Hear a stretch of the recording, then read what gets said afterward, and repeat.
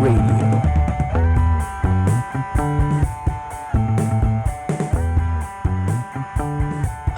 Today on Knee Brace Radio, we welcome back. I'm going to go on record. I think you're our best friend, or you're our best podcast friend. Founder of the Zone and CBD, as well as former Seattle Seahawk All-Pro linebacker Lofa Tatupu. Welcome back. Yeah, fellas, thanks for having me again. I feel like we're brothers, even though we've only done one pod together. This being our second one, it's just the chemistry's right. Exactly. When it's right, it's right. That's what I always say about, your soulmate. You just know right off the bat, first date. That's how we knew it right off the bat. I'm honored, fellas. Thank you. So draft day is tomorrow. As Nick said, played in the NFL. When you were going into the NFL, you're going through the draft process. What's that like? Because there's teams that are reaching out to you. You're hearing stuff from one team, hearing stuff from another. What was your draft process like? What was the combine like? Walk us through it a little bit. Honestly, I didn't hear anything. Really? I didn't hear shit, man. I didn't get not one call. Talk about playing it close to the vest, especially for me, ended up being a second round pick. So when I left college early as a junior, everybody was telling me, "Yo, you don't know what you're doing. You're too slow. You're too small." The typical stuff I've been hearing my whole life. And I just knew another national championship, another 100 tackles was not going to put me that much higher in the draft. So, you got to go when your stock's the highest. So we just came off our second natty, and I make this decision to go. And then, like, all my friends are going on these trips. They're going on visits. They're like, "Oh, man, I got 15 trips lined up." This is right after the combine. And we'll get to the combine in a second, which was an absolute shit show for your boy. They got all these visits lined up. I haven't heard from one team. I haven't got one visit. And I'm talking to my agents, and he's got crickets too. And I'm just like, man, did I make the wrong decision? So then the combine, though, you get there, and you're just getting poked and prodded. And they don't show you what really goes on. They just show the 40 and the workouts. But you got to go talk to the doctors. You got to go do all the MRIs, is in the machine, until like 2 a.m. the first night. And then you got to get up and work out at like 6, 7 a.m. And so it was nuts. The interview process was crazy, but I left there feeling confident because I interviewed well, but a little upset that I didn't test very well. Every test except for the 40 went well, put it that way. And, yeah, I think your 40 is still being waited to be timed. Yeah, if you got a sundial, man, we can maybe clock that thing. But it was I ran like a 4.84 or 4.83. It was so bad that when I got to the end, there's a guy he's timing too with a hand time too at the end, and like when he gets a good time, he's like telling kids, he's like, "Hey man, you ran a 4.5, you ran a 4.4 hand time." So I was just I'm at the end of the 40 and I'm gassed and I'm like, "Yo, what did I get?" And he was like, "Yeah, I don't think you want to know, man." Oh no. He just did the guy from Happy Gilmore where he's just shaking his head no, not saying anything. Like, yeah. like the Rays fan, just like yeah. I was like, you know what? Whatever, man.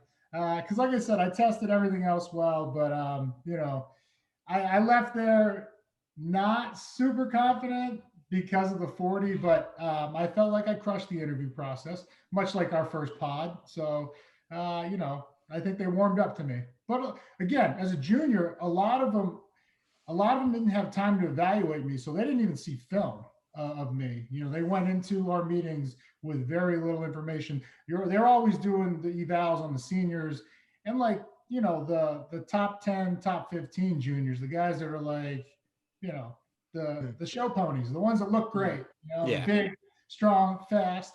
And so that they hadn't seen any of my film. Like when I had asked them, in all the meetings, they're like, "No, we haven't seen anything." And I was like, awesome. Do you think that kind of helped you a little bit to relax kind of? Because like they're not that they're not expecting a whole bunch, but it's like you can kind of get away with some answers maybe that aren't 100% true at the time and not have to face them? In the interview process? Yeah.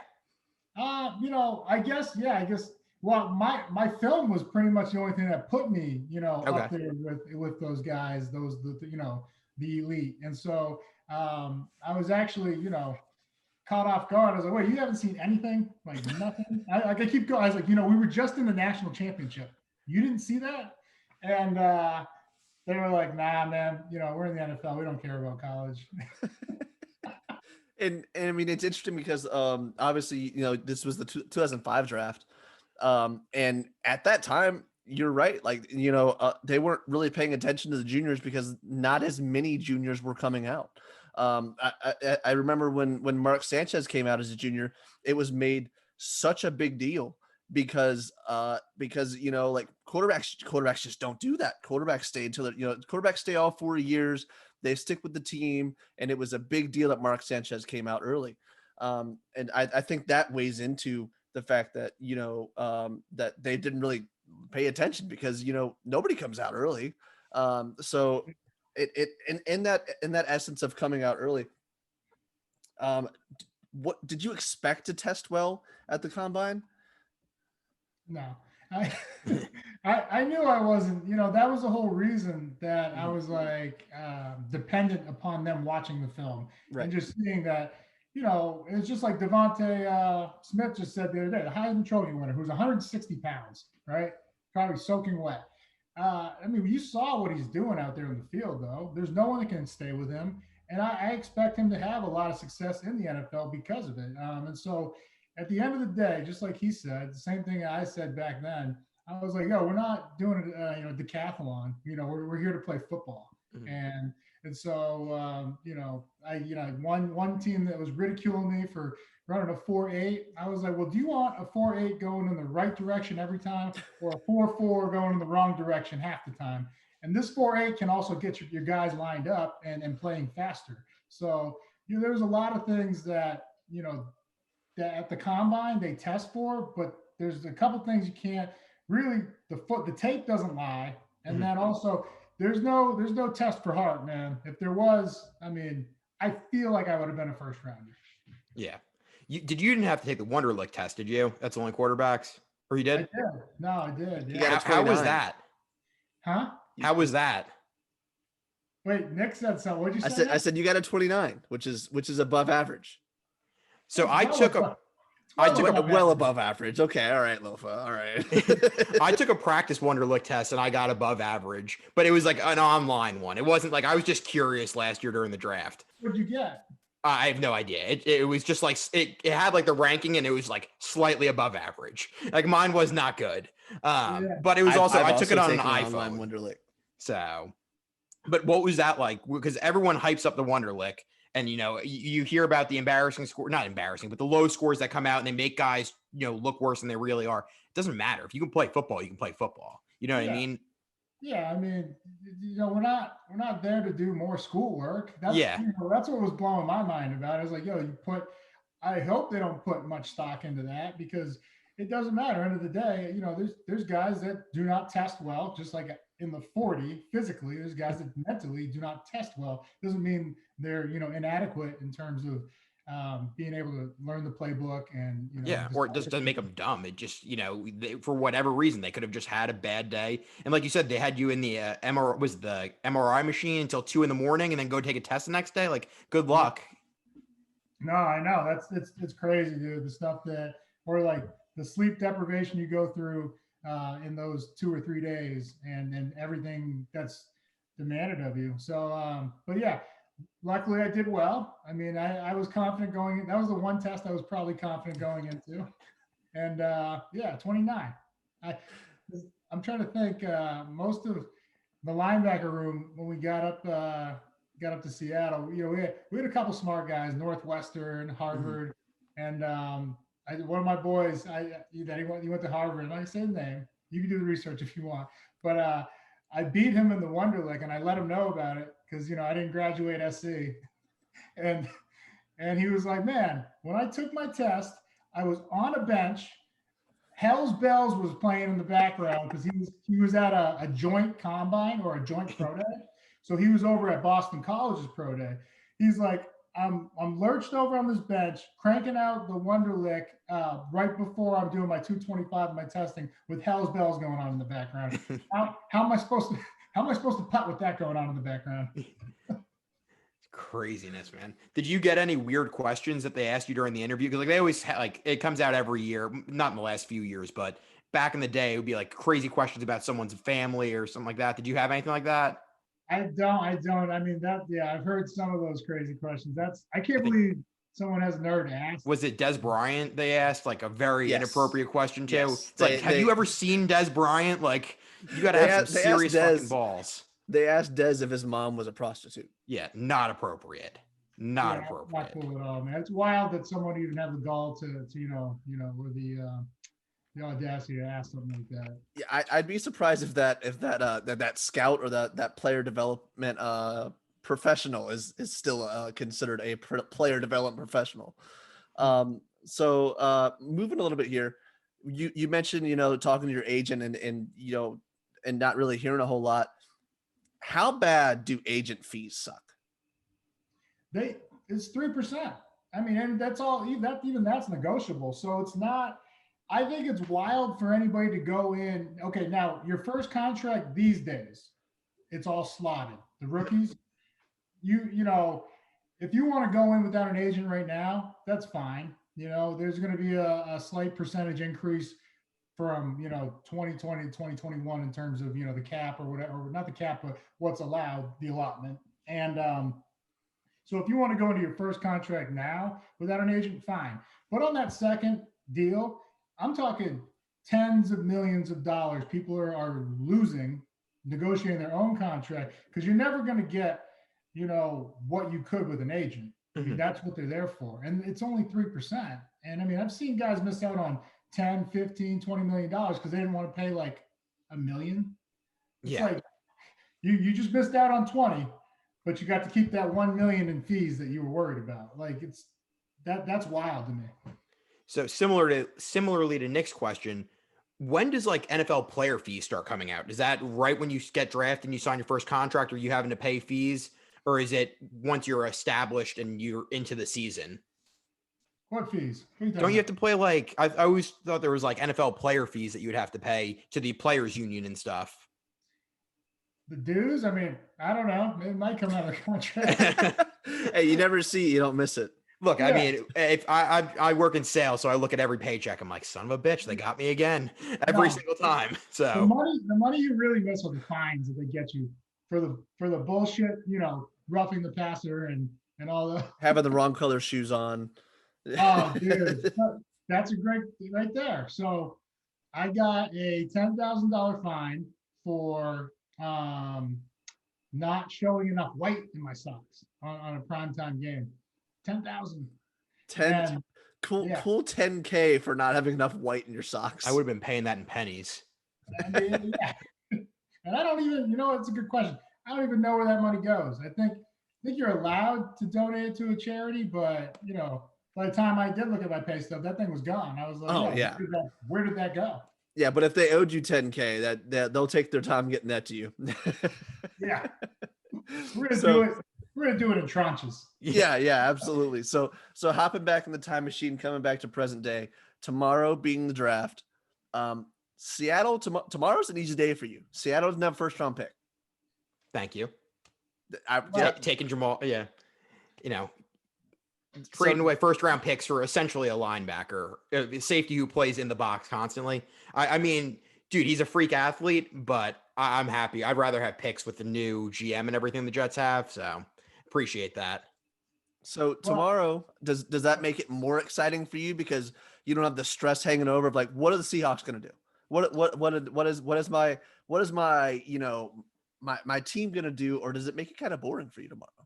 No, I mean, it's never boring with John and Pete. And I mean, just like John has routinely traded out of the first round in years past, we've always had, I remember when I was coaching there, you had a couple first round picks and traded back. And then we traded out of the first day and we picked up Jaron Reed. I didn't think Jaron Reed would last to the second round. I couldn't believe, John having the pulse on the market and what the market's value for Jaron Reed was at the time, because I thought it was a foregone conclusion we were going to lose him in that first round when we traded out, but we got him. So this is a draft where we're only a couple pieces away.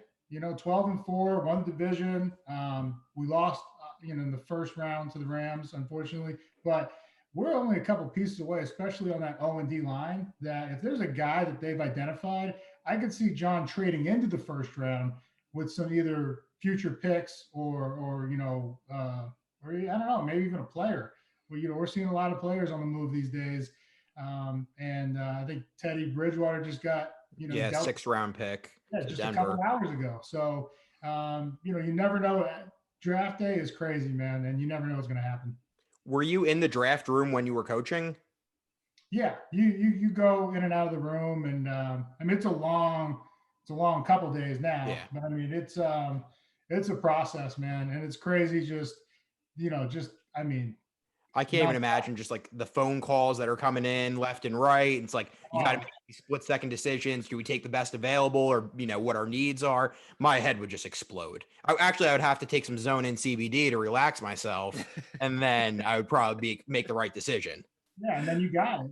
But yeah, it is. It really is wild, especially how they figure the value of a pick. They have the board or whatever. Like, okay, we'll trade back, but we need another third and I mean, this is all like real time. John is wheeling, dealing, and him and Pete got to be on the same page. And then meanwhile, all these other guys, the scouts, they're on the call to these players and their agents, just getting a feel like, hey, who's talking to you? Where could you potentially be going? Mm-hmm. So it takes everybody. So when you got drafted, did you just get that one call and you're like, all right, Seattle, that's it? Oh, wildest fucking thing ever. So we get to we have a draft party at my dad's college roommate's beach house and in Oceanside, California. Beautiful place, but I should have checked it for cell reception. We had a dead zone. We had no cell reception, and so somehow Joe Thomas can answer the phone on a boat, and you can't answer it at a beach house. Yeah, right. So we're sitting there. I'm not hearing a call, anything. First round's come and gone. We're into the second round. This is where I'm like, okay, I'm thinking I was thinking mid-second to like mid-third is where I could go. That's where me and my agent were talking. And, I'm not hearing anything. And I'm just like, okay, this is, might be day two, you never know. And because back then it was only 2 days, Saturday and Sunday. I hope it goes back to that one day. But so we're sitting there and we're all just having a good time. I'm with all my family and friends. And all of a sudden, doo-doo-doo, on the bottom ticker, it says Seattle Seahawks trade with Carolina, and the pick is in, and it pops up my name, and the whole place just erupts, like drinks and foods going everywhere because no one got a call. And then I guess my mom looked at her phone and she had some missed calls because I put her down as an emergency contact. Mm-hmm. And so we found out that I got picked by watching the TV. I thought it was kind of cooler than, the everything you see where everybody's getting the call and they're all crying. I'd like to think that I wasn't going to cry, but who knows? It happened, and the place went nuts. And then Homer gets on the phone and he's like, "Hey man, you sure you want to play football? Like we couldn't even get a hold of you." And I was like, "Yeah, coach, I'll be up there, and I'm ready to do some winning." So that was one of the best days of my life, hands down. I can't even imagine. I also heard this year that NFL Network and ESPN, they're not going to be tipping the picks anymore. So they're not going to show the players receiving the call. It's going to be everyone finds out at the same time. Well, obviously except for the player. So I think that's going to be really interesting, is to see a similar reaction as to what you got.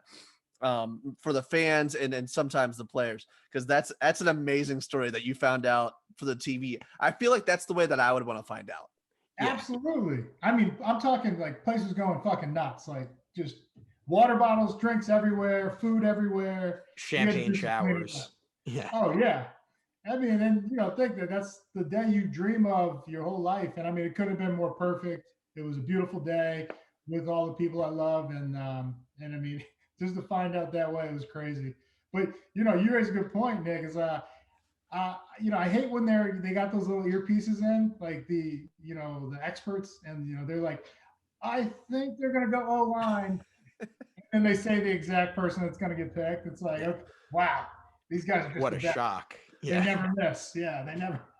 Yeah, and to your point about Seattle's draft strategy this year, I think you raise a good point as well, is because I feel like this draft is it's kind of weirdly deep in the first round, where there's I think I heard Daniel Jeremiah say that he has 20 or 27 or 28 first round graded players, which is very deep first round according to his grades. And being able to pick up an O line or D lineman at the tail end of the first round, I think is completely within the realm of possibility. You think of a guy like Rashawn Slater, or a guy from your alma mater, Elijah Vera Tucker, who can slide inside the guard. I think is also a very good course of action that Seahawks could take. So speaking of a few of these prospects, can you give me? I need 3 players from you. I need your favorite sleeper for tomorrow, your bust, and then your absolute lock who's gonna be a pro. Um, See, I haven't gone that deep into the draft, but I'm going to tell you one guy that's a very intriguing prospect is the kid out of Tulsa, Zaven Collins, who's Absolute beast. 6'4", 255, and ran a 4.5 or whatever. And I mean, when I watch him, this is the thing. When you watch a guy that's that big and he's running by people, around people, jumping over people, that's rare. The last time I saw a size speed combination like that at middle linebacker, they eventually moved him to D end, was at Kentucky, Bud Dupree, who ended up, yeah, when his freshman tape from Kentucky, because I was with the Seahawks at the time, and we met with him at the combine, and we were watching the film. I was like, "Yo, we don't have a top 15, top 20 pick, man. Like, we're not going to see this kid." And they're like, "Ah, well, you never know." And I was just like, "I promise you, he's gone before we pick." And the craziest part was his middle linebacker film was better than his outside linebacker DN stuff. Mm-hmm. And 6'4", 260. He's like I said, it's the last guy I saw that looked like Zaven Collins. And Collins might actually move a little better in and out of traffic. But Bud Dupree was a special prospect at middle linebacker before moving to outside. So that's the one kid I'm excited to see, where he, and I did see a report earlier today that the Steelers of all teams are actually looking at him, so, kind of crazy, right? They're like, run it back one more time. I mean, you imagine that him and there's because wait, Bud went to the Titans, right? Yep. So they would have T.J. Watt and Zaven Collins on that linebacking Yeah, core. yeah. And I'm telling you, Collins could play outside, with that size and speed, but he's rare for that size and speed to play middle linebacker. I would like to see a middle. So talking about a guy coming out of Tulsa, it's obviously a smaller school, not known for having, stars come out of it. Do you think it's fair when schools are like criticized, like for example, USC with quarterbacks recently in the last decade? It's like, oh, he's a USC quarterback. Because me being a Jets fan, everybody's like, oh, it's a BYU quarterback. Like, what's that going to matter? Like, do you think that's a fair criticism of schools or no? No, I mean, I think because you say okay, he's an SC quarterback, but it's also like who developed him at SC. Yeah. Because you're talking about what we've had two. You guys had Sanchez and Sanchez Darnold. and Darnold. Yeah, those are two different quarterback coaches that developed. Yeah, and Sanchez only played 1 year, I think, right? Didn't he only start 1 year at SC? That was the criticism of him was, why are you going to leave? And I think, he did the right thing. I mean, he was also a good quarterback for the Jets. I mean, let's not get it twisted, but. And they went to the NFC Championship twice. Back-to-back years. Yeah, back-to-back is his first couple of years. So, I mean, it just, quarterback's a tough position. It's all hard to play, but quarterback, that's the hardest position. That's why they pay so much for a good quarterback. Yeah, I mean, unless it's you playing against Donovan McNabb. Unless what? Unless it's you playing against Donovan McNabb. So I don't think it's a fair assessment to peg a kid because of the school he's at. But I do think it works the other way in terms of, like you look at like LSU. I mean, the last several Their years, defensive backs. D-backs, but I'm really impressed with their linebackers. Yeah, Devin absolutely. White, Quan Alexander, Deion Jones, Duke Riley, and then Pat Queen. Like that's like 5 first and second rounders, and they're all balling, right? So I think that's when I was evaluating guys, I would always look at like, hey, where are they coming from in that sense? I think the reverse of what you said, but I don't put too much stock into saying a kid can't play because a kid from his school didn't excel, Yeah. in position. Well, that's good. It gives me a little sigh of relief because Zach Wilson, obviously everyone knows he's going to the Jets, but we'll see what happens. I mean, along those same lines, I feel like you see a linebacker in an LSU uniform, and I don't know what it is They look about fast. the LSU yellow. They look faster and they look like they hit harder than other schools. I don't know what it is. Yeah, man. I mean, it's incredible what they've been doing lately. They've had a run on linebackers. And then similarly, I think USC wide receivers. I don't know what it is about the uniform. Just look faster. They look smoother and they look faster. I don't know. I don't know. It's my big dumb brain that being like, oh, USC guy, he has to run a 4.3. Must be the yellow or the gold combination with both teams, right? Gotta Definitely, be. definitely. So, my last question is something. So, we follow you on all the social media, um, and I mean, no big deal. You follow us, no big deal. Um, so we follow you on social media, and something that I see all the time, every single day. How do I pay the rent, Lofa? So the rent due or rent paid is one of my buddies. He's got his going, and then mine's zone in fam. So we just kind of collaborate, and and the whole thing is sweat check because you know as former athletes, we just believe to live your life to the fullest, even just with zone in. The CBD got me back moving, and movement really, fellas, is the best medication. That you could do. I just so happens I need zone and CBD to recover, so that's why I push it so hard. I believe in it because that's what helps me get back out there every day. And you see it, we're going hard, and but really the zone in community, it's just a movement of movement. So we just want people to feel their best, and so it doesn't matter whether you see the story, whether it's yoga, whether it's on the Peloton. It doesn't matter, man. We just want to see you get going and get moving because that's going to get you to your best. And the zone in, like you said, helps recover, helps me with sleep. I use it. Me and my wife use it every single night, and I love it. Also, when you're driving around, you're a little bit anxious. Doesn't hurt to, put a little bit under the tongue. A few drops under the tongue never killed anybody, right? Yeah, and like speaking of potentially killing somebody, I I'm road rage, man. I told you Yeah. about that story. I used to have bad road rage. I can laugh about it now because nothing happened, but it's that's a moment where fight or flight, and you just you snap, and you don't even know where you're going. Like you're not there. You're not in the moment. You're not zoned in, Mhm. and so it's I think just the number of stories that I've been hearing from all the people in the community, how much it's helped them. It's just it's going to take some more time, but I told you this is the future of health and wellness, fellas. Absolutely. I'm My glad we're on last, this side of it. yeah, my last question for you. Obviously, Trevor Lawrence, Zach, Wilson, all these guys, they listen to Knee Brace Radio, right? So, what's your tip to them for a young guy coming into the locker room? How do you win over the vets? Is it, making sure that you're keeping your head down and bringing them some food? How do we get them to be accepted into the team quickly? Yeah, you just got to be a great teammate, and you got to show two things: that you care about the team, the man next to you, and you care about the mission, winning a championship. That's how I went about earning the trust, and eventually got voted captain at the end of my rookie season.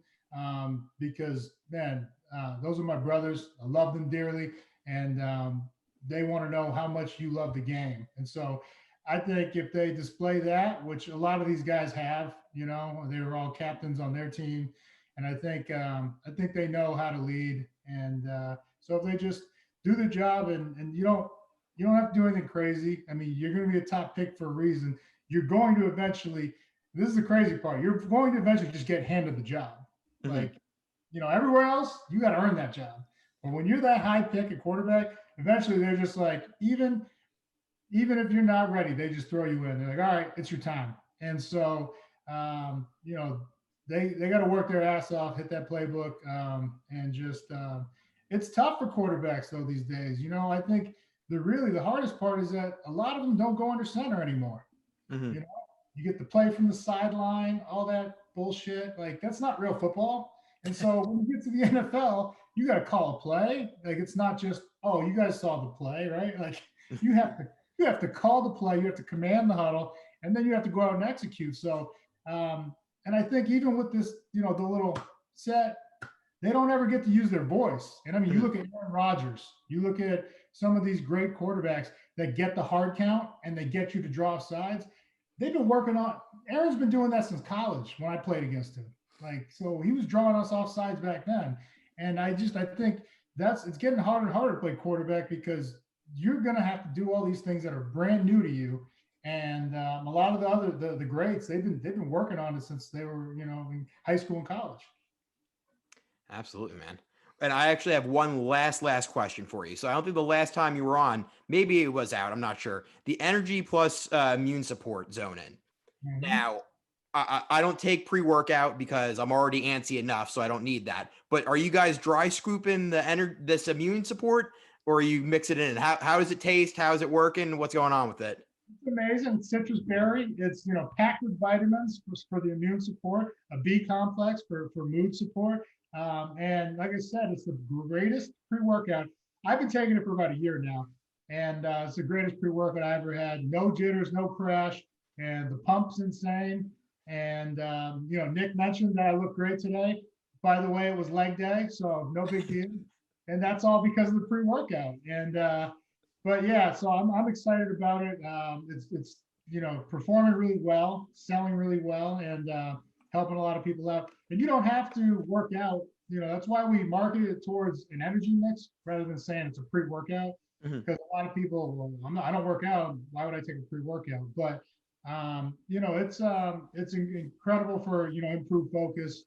Gives you that zoned in mindset. So check it out. It's on the website and it'll be in retail stores out here. Unfortunately, not Not out on the there. East Coast yet.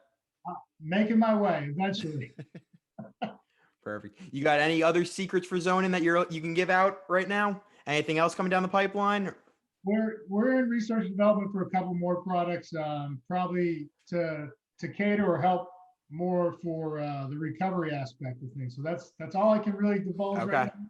now. But I've tried two more products, and that's the thing with me is they got to make it through my test. They got to make it through my quality assurance because I'm not going to put my name on anything that's subpar, man.